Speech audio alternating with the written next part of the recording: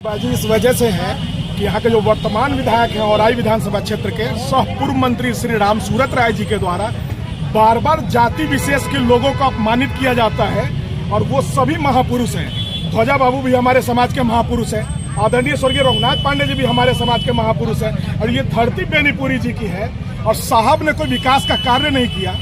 बेनीपुरी जी के द्वारा गेहूं और गुलाब जैसी रचना की रचना ये औराई की धरती पे ही हुई, तो बेनीपुरी जी ने गेहूं और गुलाब की रचना औराई की धरती को देख करके ही किया होगा।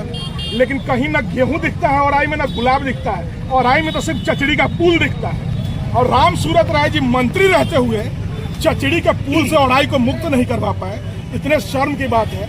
और कभी स्वर्गीय रघुनाथ पांडे जी के लिए अपमानित शब्दों का उपयोग में लाते हैं, कभी ध्वजा बाबू के लिए लाते हैं, तो ये सब उनका बर्दाश्त नहीं किया जाएगा।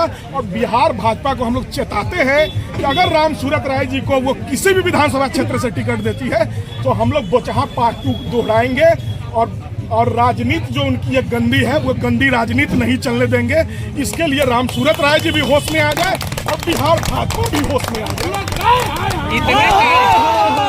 इतने कार्यों को गिना रहे हैं, ये सरकार को धन्यवाद दे रहे हैं। आप तो चलिए, बगल में कई गो चचड़ी पुल चालू है और बड़ी हास्यास्पद बात है कि औराई विधानसभा क्षेत्र में जनता चंदा मांग करके चचड़ी पुल बनाती है और यहाँ के जनप्रतिनिधि फीता काटने के लिए हंसते मुस्कुराते आते हैं। इतने बेशर्म विधायक हैं यहाँ के।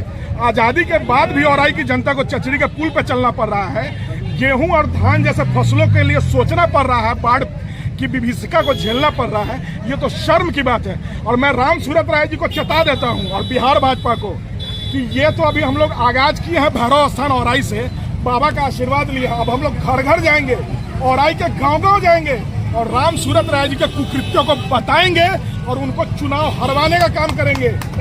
राम सूरत राय भूमिहारों को टारगेट कर रहे हैं। मुजफ्फरपुर की राजनीति में भूमिहार आवाज तो उठाते हैं लेकिन चुनाव लड़ने के समय में गायब हो जाते हैं। इस बार क्या होगा 2025 में? 2025 बदला हुआ मुजफ्फरपुर आपको नजर आएगा, युवा मुजफ्फरपुर नजर आएगा। आपको नगर विधानसभा से लेकर के औराई तक पूरा चमकता हुआ नजर आएगा। सशक्त मुजफ्फरपुर, युवा मुजफ्फरपुर और मजबूत मुजफ्फरपुर नजर आएगा। बिहार भाजपा को भी आप लोग चैलेंज कर रहे हैं, तो बिहार भाजपा को और भाजपा से हम लोग नहीं ना, हम लोग से भाजपा है। और आदरणीय नरेंद्र मोदी जी भी आ जाएंगे ना और राम सूरत जी का प्रचार करेंगे, तब भी उनको हरा करके सीट देने का हम लोग काम करेंगे। बिहार भाजपा पूर्ण विकास औराई में हुआ है, लेकिन जो औराई के बाहर के लोग हैं उनको सबसे ज्यादा इससे दिक्कत हो रही है। लगातार बाहर में तो बहुत ज्यादा परेशानी होती है यहाँ। औराई हमारा ननिहाल है तारा जीवर में, ठीक है ना।